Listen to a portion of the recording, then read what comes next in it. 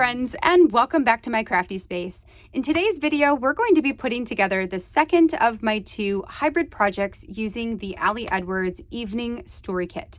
Yesterday, we put together the first project using both Photoshop Creative Cloud and Photoshop Elements. Today we're going to be doing the same thing. So I will have two separate videos. This one is going to cover Photoshop Elements. So if you are an Elements user, this is the video for you. And then my second video today will be using Photoshop Creative Cloud. Today's story is all about the evening routines that my husband and I both have. So I did a his and hers. I love doing comparison spreads. And what I did is I took a photo of both of us, or I took a photo of my husband and he took a photo of me next to our bed in our pajamas, and then I just typed out some journaling for our different routines. Now, before we get into the assembly process here, first I'm going to take you over to my computer so I can show you how I created these elements digitally inside of Photoshop Elements. So let's head over there so I can show you that process, and then once we have that done, we'll come back over here in order to get this assembled. All right, friends, welcome over to my computer screen. Today I am working inside of Photoshop Elements to create one half of the spread that I am going to create. So this is a his and her evening routine story. So today I'm going to work on the his evening routine side. So for this, I'm going to create a 3x8 sized photo as well as a 3x8 sized journaling card. So let me show you how I would go about doing this inside of Elements. First and foremost, I like to work inside of the expert mode of Elements. So here at the top, there's quick, guided, and expert. So I like to work in expert. And then I also like to make sure that my layers panel is visible. So for this, I'm going to go up to window and then down to layers. And that's going to give me a layers panel here on the the right hand side. I do know directions. The right hand side. Okay, now that we have my screen the way I want it to look, we're going to go ahead and open up the photo for today's story. So for this one, I took a photo of my husband in his pajamas next to our bed, and then I also made sure to have him in the center with lots of space on both sides. This is going to let me crop this down to a 3x8 pretty easily. So first, let's get this photo edited. I'm going to come over here on the right side and click on this filter or adjustment tab. It's the one that is a circle with it's half filled in and half not filled in. And then I'm going to go down to brightness and contrast. From here, I can go ahead and increase the brightness, which my mouse is really finicky. So let's come in here. All right. So we're going to increase it. I'm mostly paying attention to my husband. I don't want him to be too washed out. And then I'll also increase the contrast. And then that will be good. So then we can take these two layers and then merge them together. So I'm going to highlight them both, right click and merge layers. And I can X out of the adjustment tab. So this looks pretty good so far. So now that I have my photo edited, I am going to go ahead and save it as an edited copy. So I'm just going to save it as a number with the letter E at the end. So I know that this is the one that I just brightened up or I increased the brightness and the contrast. Then I can close out of this photo. We're going to go back up to File and then Open in Camera Raw. And then I'm going to select the photo that we just edited. It's going to take just a second here to pop it up. There we go. And then from here, I can go ahead and adjust my white balance.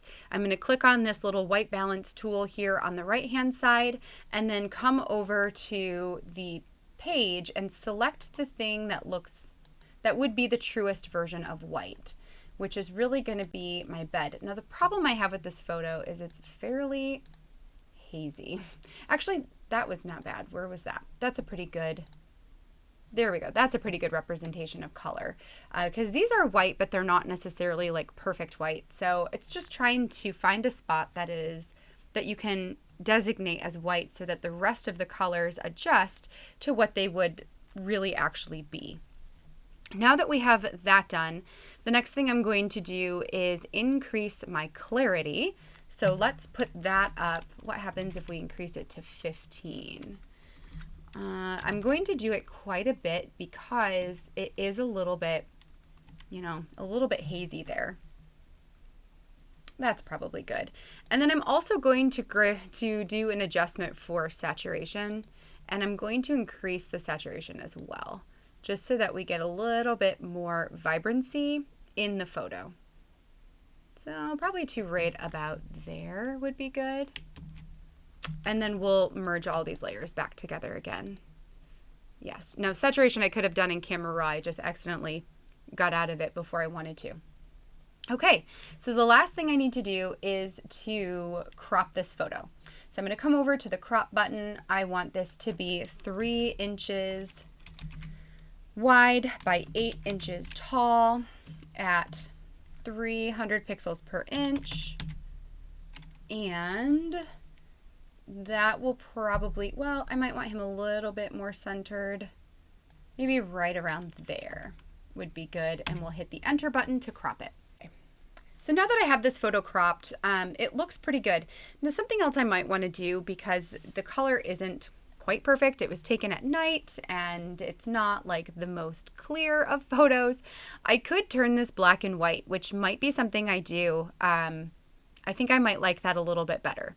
So I'm going to go down to the effects here at the bottom and then come up to the drop down menu, and we're going to look for monotone color. Then here we can do black and white. So there is this black and white tint, which I just clicked and then dragged on top of the photo. And this is going to turn my photo black and white. And I kind of like that a little bit better. So that is good for me. Oops, I accidentally put that on there twice. So let's only do the one. And then we can go ahead and merge these photos back together again. So this is going to give us the black and white photo. I'm going to save it as a 3x8 photo, and I'll call it BW for black and white. And that's pretty good. So now that we have the photo done, next I want to go ahead and create my journaling card. So for this, I am going to open up this evening routine card, and then we're going to also create a new canvas, if I can get it to do it. There we go. That is 3x8 again, which is great, and we're going to go ahead and hit OK. So now, using the Move tool, let's go back to the original card. Let's select it all, Control A, or select an all, copy, Control C, or edit copy, and paste, Control V, or edit paste. And then we can move this up to the top. Now, I'm thinking that this card might not be like perfectly white. So let's grab our eyedropper tool. Let's pick up the color. I think it's a little bit more of a creamy white with our eyedropper by clicking. So we're just going to click on the card to pick up the color. Grab our paint bucket tool. Make sure you've got the background selected, and then paint in the background in order to make everything match. Okay, so before we merge these two layers together, the first thing I want to do is take this card and slightly move it down. Then I'm going to grab a text tool, and I want to add the word his, and then I just need to find a font that is close enough to, so let's go his, that is close enough to Allie's handwriting that, it's hard to tell that it's not actually hers. So let's first of all make this bigger so we can see it. There we go. So we've got his evening routine, and we'll say okay. We're going to put this on top of our layer here, and then we're going to go back into it and see if we can find the right type of font. Okay, so I'm going to try out this one. It's called Kaflish Script Pro Bold, and to me that looks decent enough or similar enough to Allie's handwriting that I think it can pass. So I am going to make this slightly bigger so that it fits in a little bit better with the size. And then I'm also going to use my eyedropper tool to pick up the blue of the title, and then we'll go back into this text and we'll make sure that it is also that blue color. So we'll color it blue, we'll hit the enter button, and then it goes well enough that it kind of looks like it belongs. So this is going to say his evening routine, which I'm thinking I might go ahead and center it-ish. And then maybe the other thing I want to do is I see on her like eyes, she has these dots. So let's grab the marquee tool. Let's go to layer 1, which is the card. And then let's grab this little yellow dot so that we can right click it and layer via copy. And then that little dot, I have to get to the point where I can move it easily. That little dot, we want to go ahead and move. Darn it, that is not what I wanted. No. There we go. I want to move it on top of the I on this text. So let's put it on top of the word his. And now we've got his evening routine. So it looks like kind of almost that it belongs. But we know that it, we know what it really is. So we've got his evening routine. Now I might go ahead and highlight all of this and put it down just a little bit more like so. And then the last thing I need to do for this one is to add some bullet points. So I'm thinking I'm going to do, maybe I'll do these 3 starry looking ones and we'll just repeat them and do like 6 of them total. So let's grab this teal one first, and we're going to move it over onto our canvas. When you're going to put this all the way at the top so it's on top of everything. And then we'll add that onto the page. Now I might not need 6 of them. We're going to find out. We'll grab this one next. Again, we're going to make sure that it's on top and then move that over to the side. Okay, so I changed my mind. We're not going to do bullet points. So instead what I'm going to do is I'm going to create some text boxes on here, and maybe I want like 5 of them. So we could do a text box like right here, which I'm going to write in journaling. Let's copy all of that. Let's make it black. And then I also want this one to be that courier, which is what I usually use. So courier standard medium. And the size I want to be, let's put it at 9. Let's put it at 9, not 0.9. And then we're just going to, why are you, oh, because you're below all the layers again. I don't know why it automatically keeps doing this. Okay. So now, okay, I'm going to take all of these other layers, everything that's not a text layer, and I'm going to merge them because this is getting a bit annoying. So we're going to do that. Now I can come into this text box here. I might actually need to redo it. Okay, we have this merged, right? So now let's get that text box. We're going to add a text box on here. I'm just going to put in the word text, and we're going to like repeat this all the way so it's fake, but you guys can get the picture of what this is going to look like. Okay, what we're going to do is we're going to duplicate the layer. So we're just going to duplicate it. There's 1, 2, 3, 4. So now we've got 5 total. And then I'm also going to reduce it so I can get it in the middle. So then I'm just going to take it and bring it all the way to the bottom. And then we're just going to layer these in here, keeping the text in the middle of the page. That looks pretty good. Now let's select all 5 of those layers. And down at the bottom, we're going to make sure that everything is aligned to the center, to the middle. And then we're going to also distribute everything evenly on the page. This was not aligned right. So let's grab all these pieces, align them to the middle. Why are you not? Oh, probably because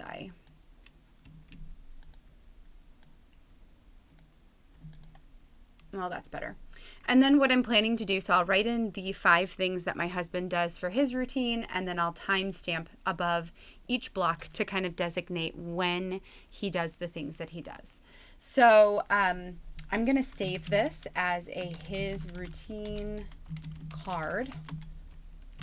And then I'll also save it. So I saved it as a PSD file. I'm also going to save it as a PNG file so I can use it to sort of create my spread, and then let's create a new document that is going to be 6 inches wide by 8 inches tall.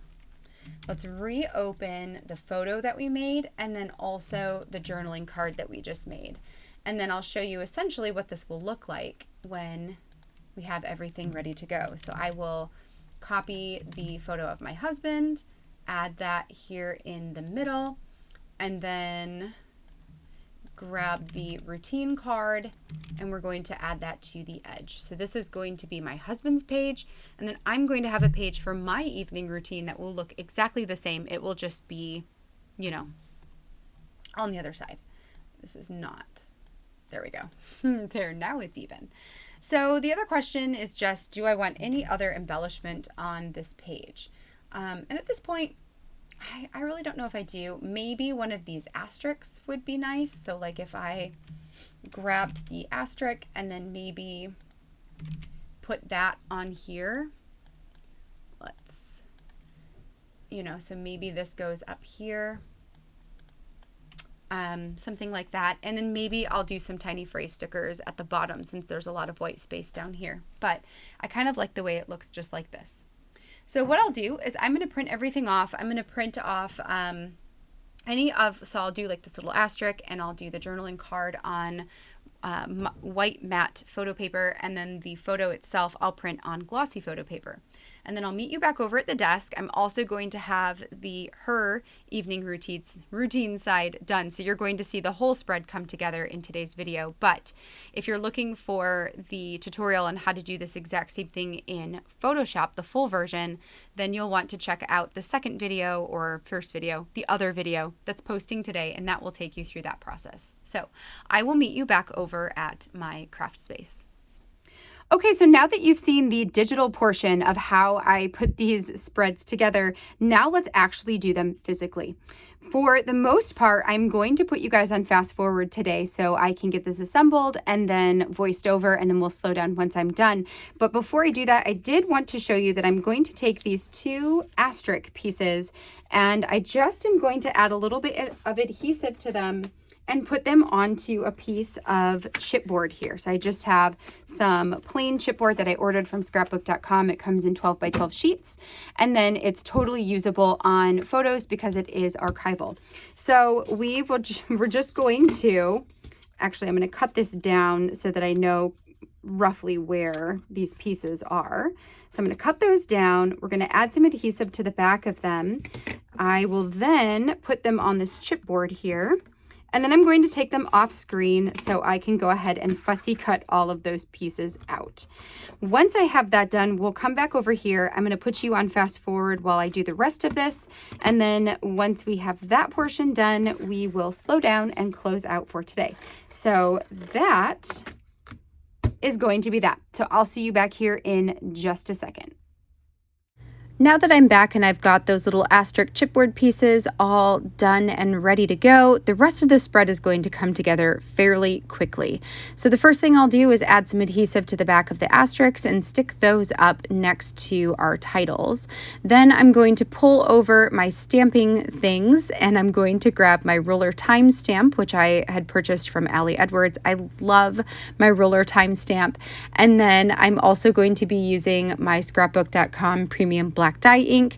And for this, I'm just going to add the time stamping for when Aaron and I would be doing our various things.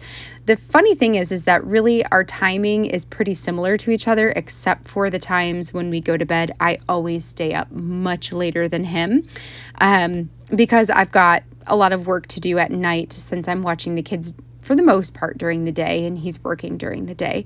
But he gets up a lot earlier than me to do work. So eventually our schedules will hopefully become a little bit more aligned, and these will be fun to look back on when that day comes.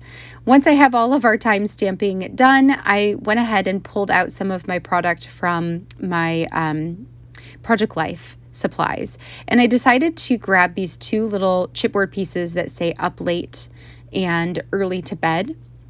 And then to go ahead and add those onto some small little label stickers from an older Kelly Perky collection. So I'm just using those label stickers as kind of a mat or a background for the chipboard pieces, so you can actually see that there is something at the bottom.